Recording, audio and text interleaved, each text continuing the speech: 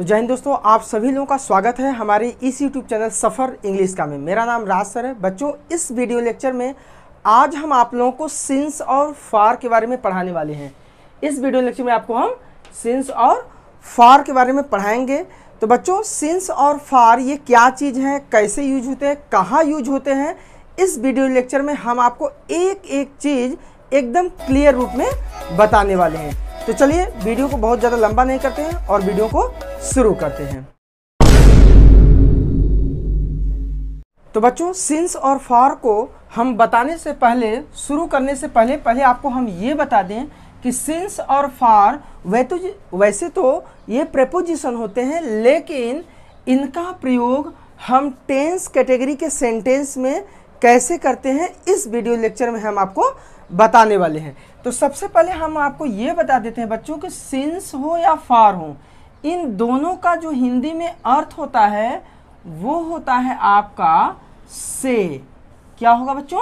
से होगा। अगर टेंस कैटेगरी का सेंटेंस है, आप टेंस कैटेगरी का सेंटेंस होना मतलब जैसे आपका present perfect continuous tense, past perfect continuous tense और फ्यूचर परफेक्ट कंटिन्यूअस टेंस, तीन प्रकार के टेंस हैं और तीनों के जो चार पार्ट हैं उसमें से जो सबका चौथा पार्ट है, मतलब प्रेजेंट का है तो चौथा part present perfect continuous tense, past है तो उसका चौथा part past perfect continuous tense और फ्यूचर है तो फ्यूचर का चौथा part future perfect continuous tense में सिंस और फार का प्रयोग किया जाता है। तो उस समय सिंस और फार का जो हिंदी में अर्थ होगा वो होगा से। तो चलिए अब हम आपको ये बता देते हैं कि सिंस और फार से के अर्थ के लिए तो होते हैं, लेकिन इनका प्रयोग समय के लिए किया जाता है। किसके लिए बच्चों?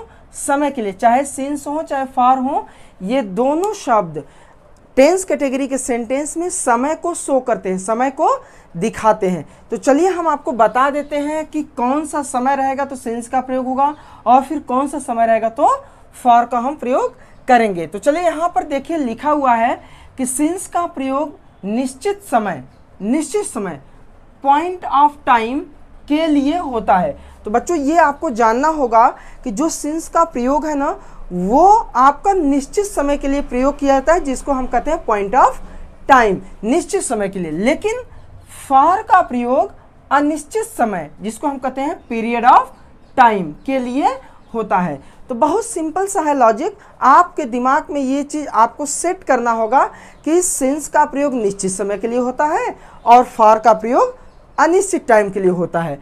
तो अब लेकिन एक चीज़ आपको बच्चों यहाँ पर अगले पॉइंट में हम आपको बताएंगे, जैसे आपको बताया गया कि सिंस का प्रयोग निश्चित समय के लिए होता है, तो आपको ये समझ में आता है कि निश्चित समय कौन कौन से होते हैं। हमें तो मालूम ही नहीं है कि निश्चित समय कौन कौन से होते हैं, अनिश्चित समय कौन से होते हैं। तो हम कैसे समय को परखेंगे और जानेंगे और उसके पहले सिंस या फार का प्रयोग करेंगे। तो हम आपको समझाने के लिए, बताने के लिए हम निश्चित समय और अनिश्चित समय दोनों समय को मेंशन किया है, हमने बताया है। चलिए एक एक पॉइंट को अच्छे से देख लेते हैं। तो बच्चों यहाँ पर देखिएगा, निश्चित समय पॉइंट ऑफ टाइम, कौन कौन से पॉइंट ऑफ टाइम होते हैं, निश्चित समय होते हैं, यहाँ पर डिस्कस किया गया है। इस चीज़ को आप ध्यान से देख लीजिए, हो सके तो अपने नोटबुक में नोट कर लीजिए, जिससे आप इसको पढ़कर याद कर सके। तो देखिए यहाँ पर लिखा क्या गया है, निश्चित समय पॉइंट ऑफ टाइम के लिए कौन कौन से समय निश्चित होते हैं। चलिए देखते हैं।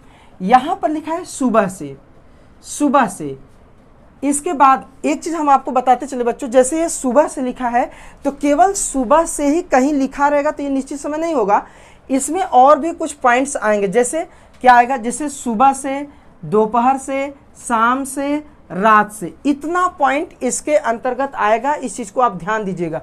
सुबह से, दोपहर से, शाम से, रात से, अगर ऐसा चीज़ लिखा है तो वो निश्चित समय माना जाएगा। अब यहाँ आते हैं 2 बजे से। मान लीजिए कि 2 बजे से लिखा है तो 2 बजे से आपको पॉइंट क्या दिमाग में रखना है, बजे से। अगर कोई भी टाइम बजे से है, 2 बजे से है, तो आप इसकी जगह ऐसे भी सोच सकते हैं 3 बजे से, 4 बजे से, 3:30 बजे से, 5:30 बजे से। लेकिन बस फ़र्क ये होगा कि यहाँ बजे से होना चाहिए। 2 बजे से, 3 बजे से, 4 बजे से, 5 बजे से, सब निश्चित टाइम में आते हैं। यहाँ पर दिन का नाम है सोमवार से, तो चाहे सोमवार से हो, मंगलवार से, बुधवार से, गुरुवार से, ये निश्चित टाइम होगा। अब यहाँ आते हैं बच्चों जनवरी से, ये महीने का नाम है, तो यहाँ पर जनवरी से लिखा है तो ये नहीं कि केवल जनवरी से ही लिखा रहेगा तो निश्चित टाइम होगा। इसकी जगह आप फरवरी से, मार्च से, दिसंबर से, नवंबर से, ये सब आपके निश्चित टाइम होंगे। तो यहाँ पर था दिन का नाम, यहाँ महीने का नाम, निश्चित टाइम। सन 2005 से, तो सन 2005 से की जगह आप कह सकते हैं सन 2008 से, सन 2012 से, 2022 से, 2023 से। ये अगर सन में लिखा गया समय है तब इसको हम निश्चित टाइम कहते हैं। अब अंतिम पॉइंट यहाँ पर बच्चों लिखा है, इसको देख लीजिए। जैसे पिछली रात, यहाँ ऑब्लिक करके दिया गया है तो इसमें कई पॉइंट आने वाले हैं। जैसे पिछली रात से, पिछले दिन से, या पिछले महीने से, पिछले साल से। अगर ये पॉइंट आते हैं, किसी सेंटेंस में लिखा गया है पिछली रात से, पिछले दिन से, पिछले महीने से, पिछले साल से, तो ये समय आपका निश्चित समय होता है। तो देखिए बच्चों कितने आसान तरीके से आपको ये चीज़ समझ में आया होगा कि सुबह से, दोपहर से, शाम से, रात से निश्चित समय, 2 बजे से 4 बजे, 6 बजे, 8 बजे से निश्चित समय, सोमवार से मंगलवार, बुधवार, बृहस्पतिवार निश्चित समय, जनवरी, फरवरी, मार्च, अप्रैल, दिसंबर से निश्चित समय, सन 2005 से, 2008 से, 2012 से, 2016 से निश्चित समय, पिछली रात से कह लीजिए, पिछले दिन से, पिछले महीने से, पिछले साल से निश्चित समय होता है। अब आते हैं हम अनिश्चित समय पे बात करते हैं, कौन कौन सा पीरियड ऑफ टाइम अनिश्चित समय होता है। तो बच्चों यहाँ पर देखिए लिखा है 2 घंटे से। अच्छा, इसको हम समझाने के लिए एक पॉइंट आपके सामने बच्चों रख रहे हैं, बहुत ध्यान से सुनिएगा। आपको निश्चित और अनिश्चित टाइम मेंशन करने या आपको परखना बहुत ही ईजिली आ जाएगा। देखिए क्या है, यहाँ पर इस पॉइंट को छोड़ देते हैं, लेकिन यहाँ आते हैं। यहाँ पर बच्चों लिखा है 2 बजे से, 2 बजे से। अगर यही बजे से बदल जाए घंटे में, जैसे यहाँ 2 बजे से था, 4 बजे से, 6 बजे से, वही चीज़ बजे से ना होके आप उसको घंटे में बताइए, 2 घंटे से, 4 घंटे से, 8 घंटे से, वो समय तुरंत अनिश्चित हो जाएगा। ठीक यही प्रोसेस आप इसमें समझिए। जैसे यहाँ दिन का नाम है, दिन का नाम है सोमवार से, मंगलवार से, बुधवार से, लेकिन यहाँ पर दिन का नाम ना होके बल्कि दिनों की संख्या, दिनों की संख्या अगर बताई जाए कि 4 दिन से, 6 दिन से, 8 दिन से, दिन का नाम ना बताया जाए, दिनों की संख्या बताया जाए। जैसे यहाँ पर दिया गया है, यहाँ पर था सोमवार से, लेकिन यहाँ पर आपका आ गया 4 दिन से, 4 दिन से, 5 दिन से, 6 दिन से, दिन से आएगा, दिन का नाम नहीं आएगा, दिन से आएगा तो अनिश्चित समय हो जाएगा। ठीक यहाँ पर सेम प्रोसेस है, यहाँ महीने का नाम था लेकिन यहाँ महीनों की संख्या आएगी, वही चीज़ संख्या में अगर बता दी गई तो वो अनिश्चित टाइम हो जाता है। देखिए यहाँ 3 महीने से, आप कह सकते हैं 4 महीने से, 5 महीने से, 6 महीने से, 8 महीने से, 15 महीने से, मतलब महीने का नाम नहीं आया है, महीनों की संख्या आई हुई है, तो ये आपका अनिश्चित टाइम हो जाता है। अब बच्चों यहाँ पर देखिए, यहाँ पर आया है 5 साल से, सेम प्रोसेस। जैसे यहाँ पर सन था तो सन नहीं है बल्कि साल की संख्या आएगी, कितने साल से, यहाँ पर सन से था 2005 से, 2008 से, 2010 से, लेकिन यहाँ सन नहीं बल्कि साल की संख्या आएगी।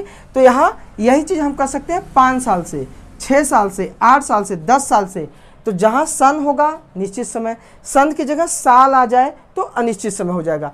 अब यहाँ पर जैसे बच्चों यहाँ पिछली रात से, पिछले दिन से, पिछले महीने से, पिछले साल से, ठीक इसका एकदम प्रोसेस है कि जहाँ पिछली शब्द लगा है वहाँ पर कुछ हो जाए। जैसे यहाँ पिछली रात तो यहाँ पर कुछ रात, तो जब पिछला शब्द लगा रहता है तो निश्चित समय, और उसी में कुछ शब्द लग जाए तो अनिश्चित समय हो जाता है। जैसे कुछ रात से, कुछ दिन से, कुछ महीने से, कुछ साल से। अगर आपको कहना होगा कि नहीं पिछले साल से मैं पढ़ रहा हूँ, तब तो पिछले साल निश्चित समय हो गया, लेकिन अगर बोला गया नहीं मैं कुछ साल से पढ़ रहा हूँ, कुछ साल, तब ये आपका अनिश्चित टाइम हो गया, पीरियड ऑफ टाइम हो गया। तो देखिए बच्चों कितने आसान तरीके से हम आपको ये चीज़ बता दिए कि ये निश्चित टाइम और ये अनिश्चित टाइम होता है। अब चलिए कुछ एग्जाम्पल के माध्यम से समझते हैं कि अगर हमारे सामने कोई सेंटेंस दिया रहे, कोई वाक्य दिया रहे, तो हम कैसे जानेंगे कि इस सेंटेंस में आया हुआ जो समय है वो निश्चित है कि अनिश्चित है। तो देखिए यहाँ पर पहला सेंटेंस है बच्चे, आप देखिए ध्यान से,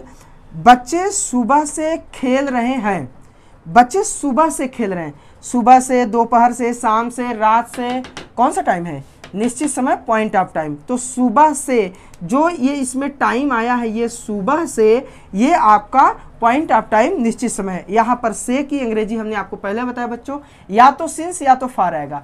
सिंस निश्चित समय के लिए आता है और फॉर अनिश्चित समय के लिए आता है। यहाँ जो से है वो सिंस होगा और सुबह के लिए तो मॉर्निंग होगा, तो इसमें जो आया हुआ समय है वो निश्चित समय है। अच्छा दूसरा सेंटेंस, वह 3 बजे से खाना बना रही थी, 3 बजे से, 3 बजे से, 4 बजे से, 5 बजे से, कौन सा टाइम है, पॉइंट ऑफ टाइम। तो ये जो आपका है यहाँ पर भी आपको लगेगा सिंस। अगला सेंटेंस है जैसे राम 1 घंटे से नहा रहा है। कोई कहता है ना राम 1 घंटे से नहा रहा है, 2 घंटे से नहा रहा है, तो जो ये समय बोला गया 1 घंटे से, 1 बजे से नहीं बल्कि 1 घंटे से, जब घंटे में गिनती होने लगा समय तब वो समय आपका निश्चित नहीं बल्कि पीरियड ऑफ टाइम अनिश्चित समय होता है। तो 1 घंटे से ये आपका अनिश्चित समय होगा। अब बच्चों यहाँ पर अंतिम सेंटेंस हम आपको समझने के लिए लिखे हैं कि मैं यहाँ 10 साल से रह रहा हूँ। मान लीजिए कि सेंटेंस बोला गया कि मैं यहाँ 10 साल से रह रहा हूँ। 10 साल सन नहीं बताया गया है, जैसे कि मैंने आपको बताया था कि अगर सन बोला गया तो निश्चित समय होता है, लेकिन सन नहीं बल्कि साल बोला गया है। तो यहाँ 10 साल, 10 साल कोई सन नहीं है, 10 साल उसी सन को साल में बदल दिया गया तो वो बदल गया आपका अनिश्चित टाइम, अनिश्चित समय हो गया। तो ये देखिए अनिश्चित टाइम है और यहाँ पर जो से आया है इसकी अंग्रेजी ऑफ फॉर का प्रयोग करेंगे। तो देखिए बच्चों कितने आसान तरीके से, कितने सिंपल तरीके से हमने आपको इसको बता दिया। इस सिंस और फार का जो प्रयोग होता है ना समय के लिए, ये बच्चों टेंस कैटेगरी के सेंटेंस होते हैं, उसमें इसका प्रयोग किया जाता है। और टेंस कौन कौन से, वो प्रेजेंट का चौथा part present perfect continuous tense, अगर पास्ट का है तो past perfect continuous tense, future है तो फ्यूचर परफेक्ट कंटिन्यूअस टेंस। इन तीनों टेंस में समय निश्चित अनिश्चित के लिए सिंस और फार का प्रयोग किया जाता है। बच्चों देखिए कितने आसान तरीके से हमने आपको सिंस और फार को समय निश्चित और अनिश्चित के लिए आपको बता दिया। बच्चों अगर आपको हमारा ये वीडियो अच्छा लगा हो तो वीडियो को लाइक जरूर करिएगा। अगर आप पहली बार हमारे चैनल पर आए हैं तो चैनल को सब्सक्राइब कर लीजिए। बगल में घंटी का निशान दिख रहा होगा, उस घंटी के निशान को जरूर दबाइएगा, जिससे आगे आने वाली हर एक नई नोटिफिकेशन आपको मिल सके। बच्चों हम आपसे एक छोटा सा निवेदन और करना चाहते हैं कि अगर आपको हमारा ये वीडियो अच्छा लगा हो तो मेरे वीडियो को आपके फ्रेंड ग्रुप में कम से कम एक व्हाट्सएप ग्रुप या आप फेसबुक पे कम से कम एक जगह जरूर शेयर करें, जिससे ये वीडियो लेक्चर उस व्यक्ति तक आप पहुंचा सकें जिसको इस वीडियो की ज़रूरत हो। तो चलिए फिर मिलते हैं एक नए वीडियो लेक्चर में एक नए जोश के साथ। तब तक आप मस्त रहिए और व्यस्त रहिए। जय हिंद।